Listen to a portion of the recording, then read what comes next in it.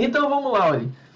Dito isso, a gente vai começar a falar a respeito dos princípios do direito ambiental. E eu trago aqui também, novamente, uma outra citação, que é do professor, né, e ministro do Superior Tribunal de Justiça, professor Antônio Herman Benjamin, que ele vai dizendo que os princípios eles servem de critério básico e inafastável para a exata inteligência e interpretação, ou seja, para você compreender bem o direito ambiental, você precisa ir aos princípios, conhecer inicialmente e depois se aprofundar nesses princípios, tá? Então, a partir daí é que você vai ter mesmo a exata dimensão de compreensão e interpretação das normas que compõem o sistema jurídico ambiental. Né? O conhecimento dos princípios é uma condição indispensável para a boa aplicação do direito ambiental. Tá bom? E veja uma coisa importante, como é um ramo do direito relativamente novo, existem aí, a depender do autor que você pegar para estudar, para se aprofundar, você vai encontrar aí um monte de nomenclatura, tá? A respeito de princípios. Existem alguns princípios que são consagrados já hoje, mas você vai encontrar aqui.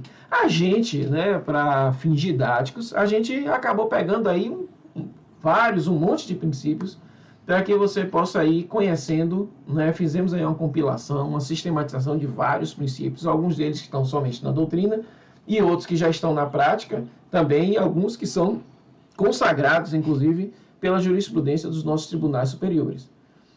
O primeiro deles, que eu trago para vocês, e aí eu vou também ter que falar um pouco rápido a respeito dos princípios, porque senão a gente estoura, né, o tempo e acaba ficando muito cansativo.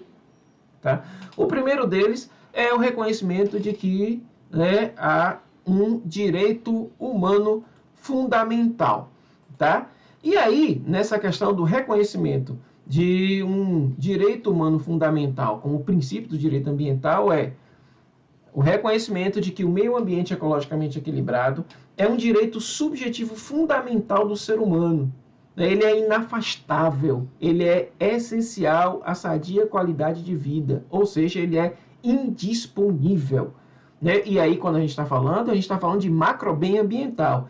Tudo que a gente falar aqui, lembra lá, volta lá para o conceito, para o entendimento do que seja o macrobem ambiental. Tá? Não vamos ficar somente no entendimento de microbem ambiental.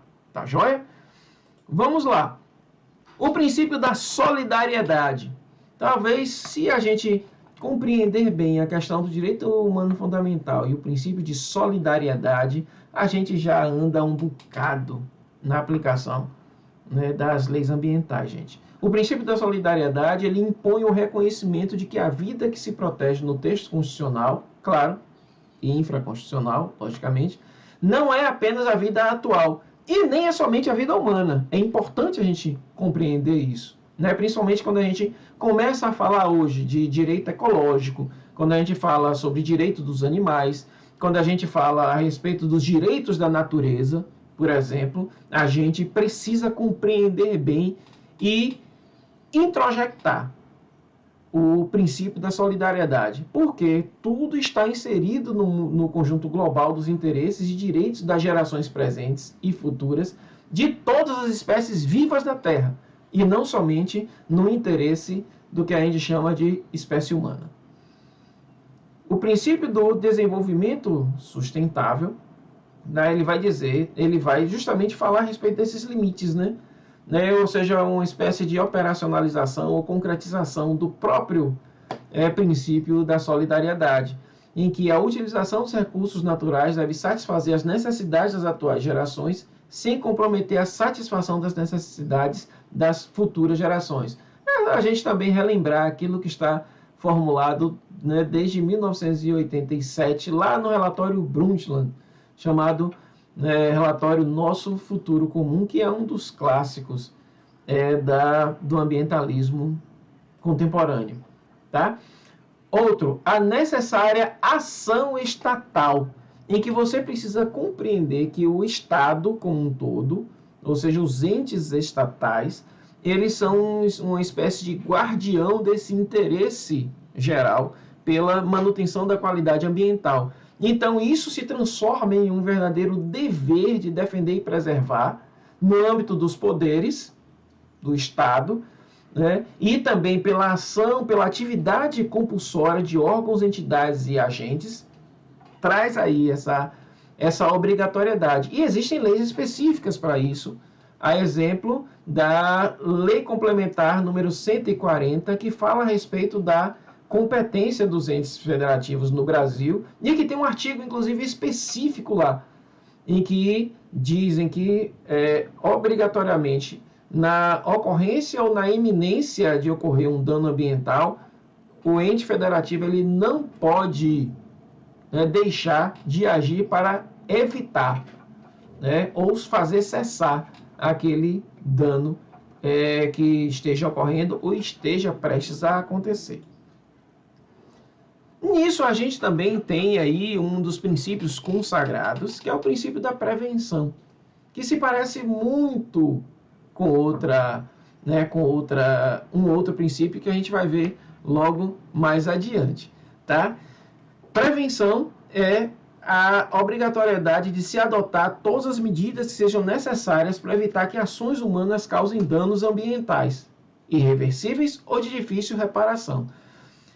Ela cuida do risco concreto e potencial, ou seja, quando você conhece os riscos que podem acontecer, aquilo que são os impactos que podem acontecer em função de uma determinada atividade. Existem hoje a técnica, a ciência, ela já tem conhecimento de muitos riscos e impactos que podem ser causados por determinadas atividades. E por isso, a aplicação do princípio da prevenção. Então, quando você ouvir falar em prevenção, você vai sempre relacionar ao risco concreto, aquele que já é previsível pelo conhecimento, tá? Junto dele, atua o princípio da precaução, que a precaução ela se preocupa com a ausência de absoluta certeza científica da causação de determinados danos. Ou seja, se você tem a incerteza científica de que uma determinada atividade ela vai causar dano, você precisa, né, tomar medidas que sejam eficazes e economicamente viáveis para prevenir essa degradação. Ela vai falar do risco abstrato, né, ou seja, aquele que você não sabe ainda. Pode acontecer. Aí, em função desse pode acontecer, você vai tomar medidas que possam evitar ou mitigar. Né? Um grande exemplo que a gente tem aqui no Brasil, já objeto de muita coisa, né? É o dos organismos geneticamente modificados, né? Ou mais conhecidos como transgênicos. Tá? Assim como também a gente tem o problema das estações de radiobase de celular e tal, e que ainda causa muita dúvida, muita polêmica e muita discussão a respeito disso, enquanto você ainda não tem um desenvolvimento da técnica. E principalmente nesse momento que a gente já fala em implantação do 5G do celular e os estudos para o 6G, a gente mais do que nunca chamado a tentar compreender essa dimensão do cuidado ambiental. Então, a gente tem lá o princípio da prevenção e o princípio da precaução aqui, né? Uma cuida do risco concreto e a outra do risco abstrato. E aí a gente tem também um outro que tem passado por algumas reformulações, tá? E que a gente vai chamar aqui de poluidor-pagador. Em alguns lugares você vai ver usuário-pagador. E está falando a respeito de externalidade, ou seja, as atividades que são realizadas, elas podem, e aí está dentro da teoria do risco, né? Essas atividades realizadas, tá? Elas podem causar determinados impactos que estão fora do seu controle. Isso é chamado de externalidades. E os custos para evitar, ou para mitigar, que é diminuir os impactos, ou então para recuperar, eles devem ser suportados pelo degradador, tá? Assim como também você tem um entendimento aí de que os recursos ambientais eles têm um valor econômico. E se alguém quer utilizar, seja direta ou indiretamente, esse recurso, ele precisa pagar à sociedade. A sociedade ela precisa ser ressarcida pela utilização direta ou indireta desse recurso. Guilherme, dê um exemplo de utilização direta ou indireta. Nós vamos falar aqui do recurso água, por exemplo. Quando quando uma indústria, por exemplo, retira a água de um manancial hídrico, seja um rio ou de águas subterrâneas, ele vai fazer o uso direto desse recurso. Digamos que ele não retire a água diretamente da natureza, mas ele receba a água de um serviço já prestado pelo poder público. Mas aquela água ela vai ser destinada para algum lugar. No momento em que ele descarta essa água, ele está fazendo um uso indireto do recurso no que diz respeito à utilização desse recurso no meio natural. Certo?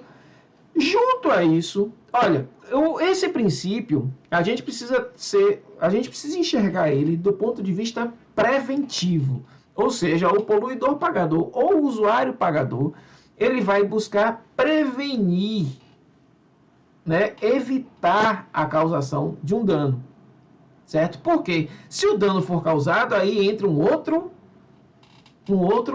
princípio, que é o princípio da responsabilidade. Ele é aplicado, olha, como corolário, como algo importantíssimo da gestão que antecipa o risco ambiental. Ou seja, você está dizendo à pessoa que se ela causar algum dano, pessoa física ou jurídica, que se for causado algum dano, ele vai responder, sujeito a sanções cíveis, penais ou administrativas pelo dano causado. Tá? E aí a gente vai entrar aí na seara das chamadas responsabilidades ambientais. Causou um dano, vai sofrer algum tipo de penalidade. Seja do ponto de vista objetivo, quando você fala na responsabilidade civil, ou seja, independentemente da existência de culpa, será obrigado a recuperar o meio ambiente e também ressarcir a sociedade por meio, no minimamente, de compensação ambiental. Tá? Além disso, e aí ocorrendo a responsabilidade com culpa ou responsabilidade subjetiva, quando você fala na responsabilidade penal, se ocorrer crime ambiental previsto na lei, ou se incorrer em infração administrativa que esteja previsto em decretos ou outras regulamentações administrativas, ou seja, que sejam oriundas do Poder Executivo dos entes federados. Tá ok? Vamos para frente aqui. E aqui a gente tem um princípio que é um princípio relativamente novo, que é o do protetor-recebedor, e outras pessoas chamam de provedor-recebedor. Ou seja, nessa coisa, a gente costuma só pensar em quem causa dano ao ambiente. Mas existe também as pessoas, que a gente está chamando de atores sociais, que fazem trabalho de recuperação ou de manutenção do meio ambiente. E essas pessoas, o princípio do protetor-recebedor diz que esses atores sociais que realizam atividades de proteção ou manutenção da qualidade ambiental, elas precisam ser, de alguma forma, beneficiadas ou oferir algum tipo de vantagem econômica. Seja a percepção direta de dinheiro, tá? Ou mesmo ter acesso a determinados benefícios fiscais do Estado, tá bom? E a gente tem também a chamada função socioambiental da propriedade. Ou seja, a nossa Constituição, ela consagra o direito à propriedade, mas ao mesmo tempo que ela consagra o direito à propriedade, ela consagra também a obrigação de manutenção, de cumprimento da função ambiental da propriedade, que é que a gente está chamando de socioambiental. Tá? Por quê? Porque essa função ela não diz respeito somente à questão ambiental propriamente dita dos recursos naturais, mas estão aí a dimensão econômica e também a dimensão social da questão da sustentabilidade, ou seja, a garantia da manutenção do usufruto do direito de propriedade está diretamente vinculada a observar os requisitos de sustentabilidade. A nossa Constituição vai ter aí duas dimensões: a função social da propriedade urbana e também a função social da propriedade rural, e vai colocar os requisitos para a manutenção da manutenção da garantia, né, do direito de propriedade. Tá? Nós temos também um outro princípio importantíssimo, que é o da democracia ou da participação, que é justamente o cumprimento dos direitos constitucionais, a ampla informação e a participação da sociedade civil. Daí a existência de vários conselhos. No Sistema Nacional do Meio Ambiente mesmo, você tem desde o CONAMA, que é o Conselho Nacional do Meio Ambiente, e passando também pelos conselhos estaduais, e você tem também os conselhos municipais de meio ambiente, só para citar um exemplo, né, da operacionalização desse princípio da participação. E a depender de determinadas políticas de interesse ambiental, você tem também aí determinados outros instrumentos para participação popular, como a gente vê aqui, olha, as atividades de educação ambiental, informação, o direito de petição, a iniciativa popular, as ações judiciais, elas são importantíssimas para o cumprimento desse princípio. Tá? Uma outra coisa que é fundamental para esse princípio é o princípio da publicidade ou da informação. Tá? Ou seja, é o entendimento de que toda e qualquer informação que seja referente ao meio ambiente, ela é de interesse da sociedade, portanto ela é pública. Tá? Ou seja, qualquer cidadão pode e deve ter acesso a essa informação. E aí existe a referência legal, inclusive, à existência de leis que prevêem o exercício desse direito, a Lei 10.650, por exemplo, que é específico para informações ambientais, a Lei de Acesso à Informação também, assim como também nós temos uma outra lei, que é a Lei de Proteção do Usuário de Serviços Públicos. Todas elas têm mecanismos de publicidade ou informação, seja especificamente ambiental, como também para outras questões referentes ao exercício da cidadania. O princípio da ubiquidade, ele vai reconhecer que as questões ambientais devem ser levadas em consideração toda vez que uma política, uma atuação ou uma legislação sobre qualquer atividade, sobre qualquer obra, tá? Ela tiver que ser criada ou produzida, precisa se levar em questão, melhor dizendo, me desculpem, precisa levar em consideração as questões ambientais. Quer ver uma coisa importante para cumprimento do princípio da ubiquidade? É o que a agenda ambiental da administração pública, por exemplo, que é regulada por uma resolução específica, melhor dizendo, por instrução específica do Ministério do Meio Ambiente, que traz para toda a administração pública brasileira, infelizmente ainda não como critério de obrigação, mas a gente espera que isso aconteça, né? A realização de uma série de ações e adaptações para que a administração pública brasileira seja considerada uma administração sustentável. Assim como, recentemente, a publicação e entrada em vigor da nova lei de licitações e contratos, ela traz no seu bojo a ideia de licitações sustentáveis. E aí a gente vai encontrar uma série de outras coisas existentes por aí que são concretização do princípio da ubiquidade. Tá? A gente está quase chegando ao fim e a gente traz aqui o princípio do mínimo existencial ecológico, que diz que, para além da previsão constitucional do mínimo existencial, ressalta a convicção de que a dignidade da pessoa humana está diretamente relacionada, tá, à qualidade ambiental e à dignidade também dos outros seres. Ou seja, nós não estamos sozinhos. Tá? E, claro, tudo hoje que se fala a respeito de saúde, bem-estar, satisfação de necessidades, precisa estar vinculada à qualidade ambiental. Não tem como fugir disso. Tá? Nosso último princípio, a proibição do retrocesso ecológico. Esse princípio, tá? O anterior também, e esse princípio, eles têm sido muito mais utilizados na função jurisprudencial. Tá? Tem sido muito mais utilizados pelo Poder Judiciário em uma série de ações que são movidas, né, em face da degradação ambiental. E vai dizendo o seguinte, que a salvaguarda do meio ambiente tem caráter irretroativo. Não pode admitir o recuo para níveis de proteção inferiores aos anteriormente consagrados, a menos que as circunstâncias de fato sejam significativamente alteradas. Na prática é o seguinte, você vai caminhando, né? Vamos entender aqui que é para frente que se anda.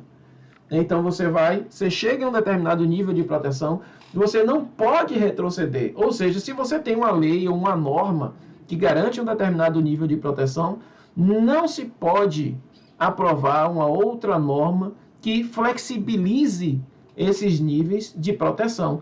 E daí, na atividade jurisprudencial dos nossos tribunais, principalmente, nós temos aí uma série de ações determinando a suspensão, por exemplo, de vários dispositivos legais que são aprovados tanto pela União como também pelos outros entes federados, como municípios ou estados, sempre que essa norma ela acabe flexibilizando a proteção ambiental.